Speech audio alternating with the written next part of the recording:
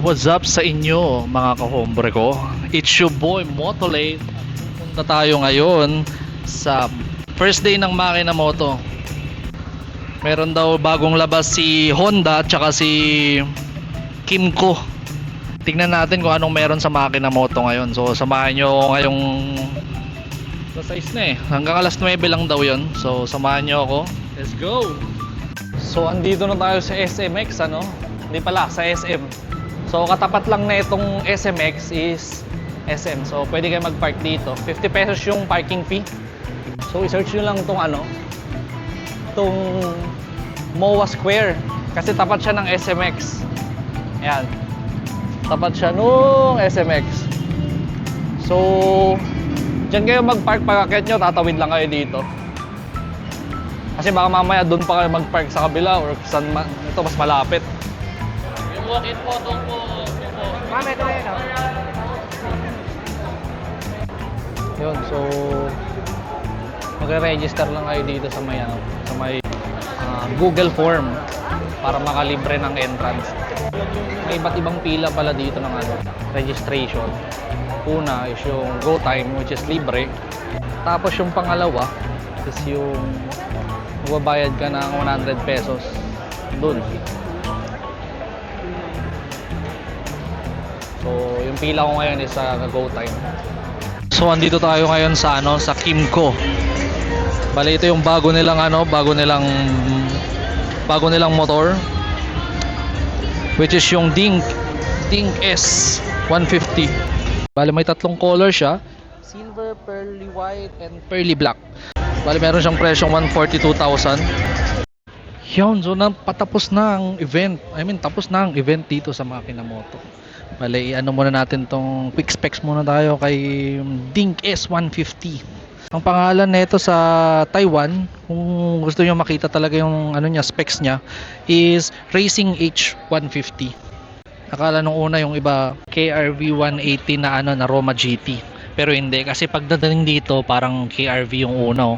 Kaso nung nag-teaser na sila, nagkaroon ng signal light, which is ito. Teaser na one day before. Napagtanto ko na Racing H150 pala to. Tapos bale equip na rin to ng ABS front and back. Yan, bale dual ABS na siya. And may TCS na rin pala siya. LED na rin yung backlight niya. Tapos itong itong signal light niya, which is flexible. Goods na goods yan compare sa sa katapat niya na KRV 180, which is ito. Medyo rigid yung yung signal light niya. Yan din problema ko sa KRV 180 ko naputol na yung yung signal light niya. Tapos pagdating naman sa foot, push na lang tapos bubukas na. Unlike dun sa iba, gaganunin mo pa. Minsan kasi hindi ko makagat to mas lalo kapag pinush mo harder, dapat onti lang yan. Kapag pinush mo ng sobra like ganyan, babalik ulit siya. Kaya kailangan onti lang, dahan-dahan lang. Wag nyong iharasin. Dito na rin yung fuel tank niya. Bali ang fuel tank capacity nito is 7 liters and keyless na rin siya. Tapos may compartment siya dito, glove compartment. Check natin kung kasya dito yung S23 Ultra. Kasya naman, nasasara siya. So push mo lang, ayun lang. Kapag baka malimutan nyo, wala naman tong key para buksan. So baka manakaw yung cellphone nyo if ever. Tapos andito na rin yung coolant nya. Bubuksan nyo lang to, parang sa KRV rin ata to. Andito rin yung coolant. Tapos kapag mag-change oil kayo, tatanggalin nyo lang to. Dito yung makina nya. Bale ang harapang gulong naman nito is 120/70. Tapos radius na is 13. Tapos dito naman sa likod is 130/70. Tapos 13. Bale dual dual shocks na rin siya. And ang ginamit na gulong sa kanya is Maxxis, same with KRV. Maxxis din yung ginamit dito. So dako naman tayo sa seat height nya. Bale sa seat height nya, 169 centimeter ako. So, tiptoe ako kapag naka-center stand.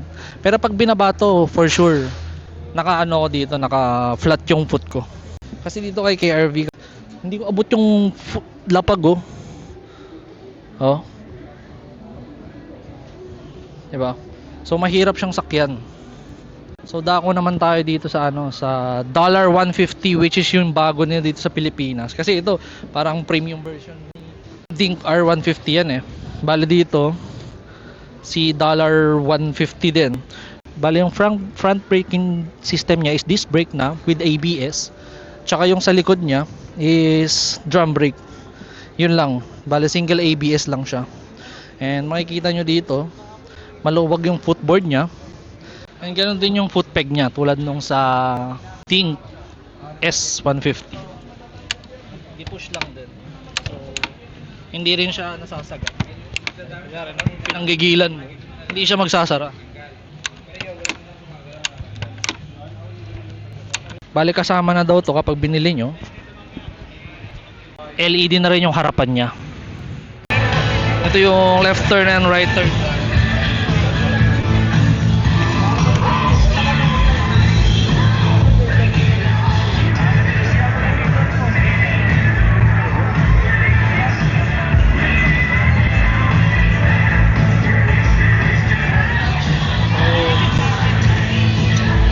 Yung ilaw niya, visible naman siya. So maganda dito, may hazard pala siya. Yes, ito. Doon naman tayo sa likod. Bulb type lang pala yung nasa back niya, hindi pa siya LED. Pero itong nasa harapan niya, ano na siya, bulb, ano na siya, LED na siya. Ito yung interface niya pag hazard. So, hindi mo malilimutan yung hazard mo pagka ano, nagda-drive ka.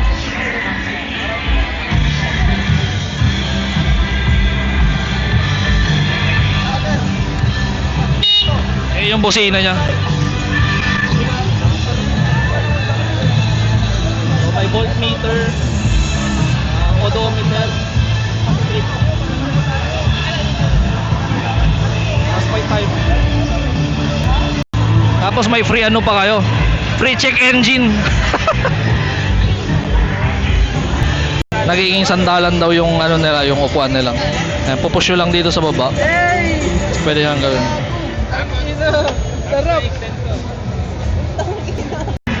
So dako naman tayo sa seat ano niya, seat compartment. Kasi dito dalawang half face, isang half face helmet.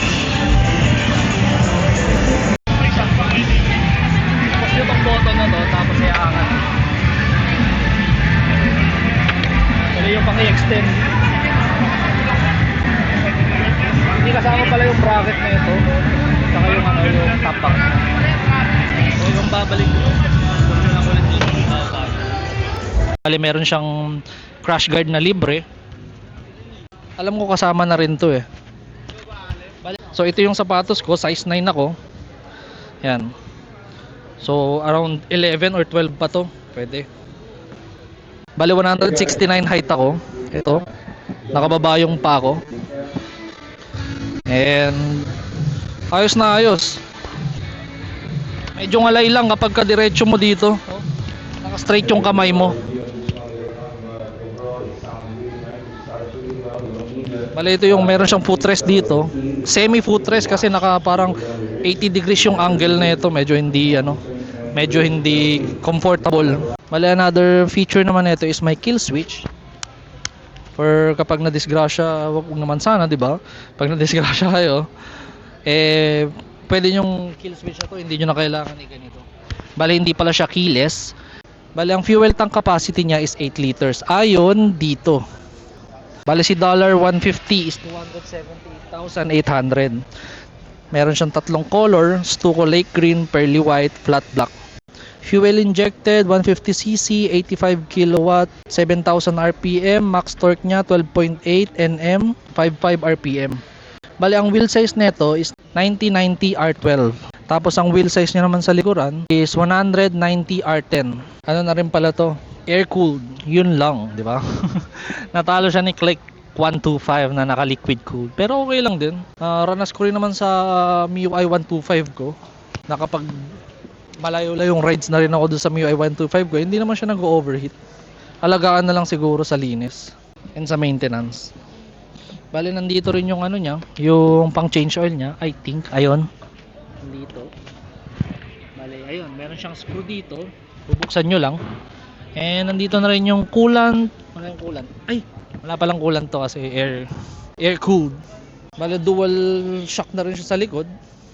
Tignan natin yung play niya. Try kong ibaba.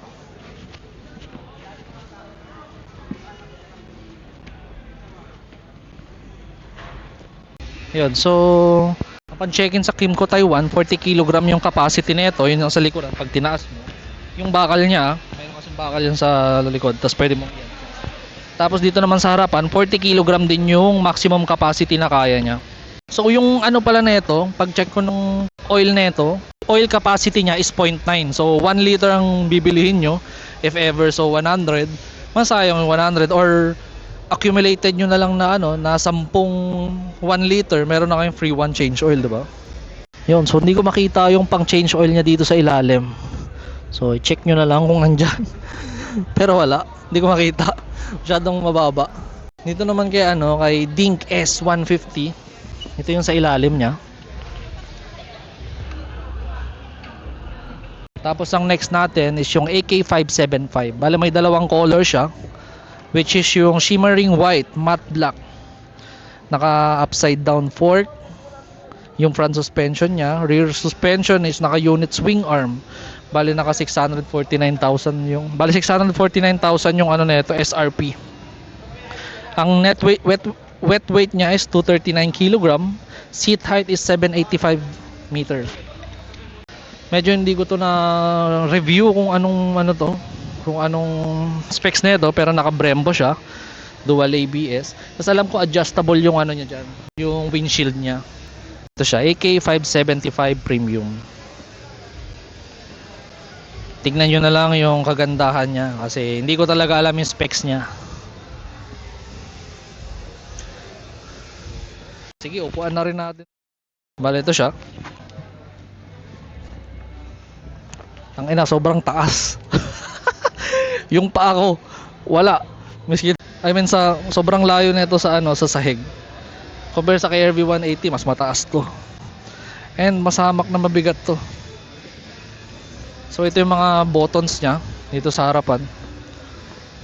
Trip, gas tank, seat compartment, lock. Tapos meron na rin siyang kill switch.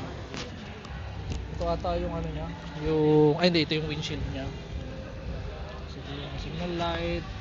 Hindi ko alam kung ano to, pero yan yung mga buttons niya. Ito rin yung buttons niya. Hindi ko alam yan. Hindi ko alam kung ano yung lock pati Tapos color orange yung niya dito, theme niya. Pero nababago daw yun as per yung nandito kanina. Nababago daw yung color niya. So it's up to you kung anong color yung gusto nyo daw. Hindi ko alam kung anong pagpipilian na color. So yun lang naman yung tatlong bagong motor na ni Kimco. Yun, dako naman tayo dito sa KRV 180. And na fake news tayo ni Kimco. Akala natin Roma GT na ang inaabangan ng lahat. Ganun pa rin, wala pa rin ng bago. Si KRV 180 Moto pa rin ang latest na motorcycle ni Kimco dito sa KRV edition. Kasi merong KRV Nero. Kala ko rin nung una Nero lang ilalabas nila, kaso which is yun pala yung nilabas nila, si Dink S yung kamukha niya dun sa video. So meron kasing apat na si KRV, which is yung KRV 180 DDS, TCS, which is yung belt edition, tapos yung KRV Nero, hindi, KRV Moto muna pala, which is yung chain drive na siya. Tapos sumunod is yung KRV Nero, which is yung color lang naman yung pinagkaiba niya sa TCS. And Neros means black, so more on black siyang, color black yung colors niya. So dako naman tayo dito kay kay ADV 350. Bale yan siya. As of now wala pa siyang SRP. And dalawa lang yung color na available nila dito, which is yung color red and color white. Ay, color black. Bali naka Showa shock na siya sa likod. Hindi rin ako maalam sa specs ni IDV 350. Pero ito yung specs niya. Bale 330cc siya. Tapos 77, hindi ko alam yung ano niya, post nyo na lang. Hindi ako maalam sa ano, sa so dalawa yung color niya. Metallic gunpowder and metallic Moscato red the metallic. Saan magbabayad, te? Dito tayo, sir. Ay, saan magbabayad? Sir? Saan magbabayad? Ikot ko doon, sir. Tumbok mo sa dulo. May hagdan pa baba. Doon po yung cashier.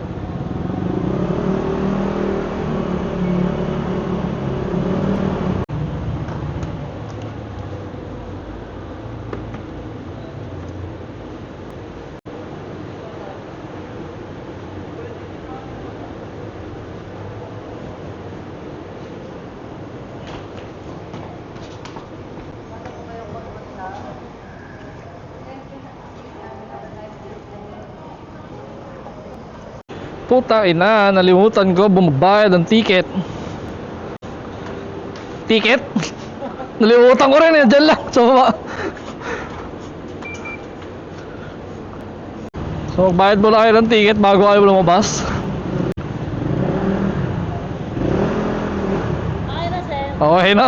Thank you. Binalikan mo ako, ha. Thank you.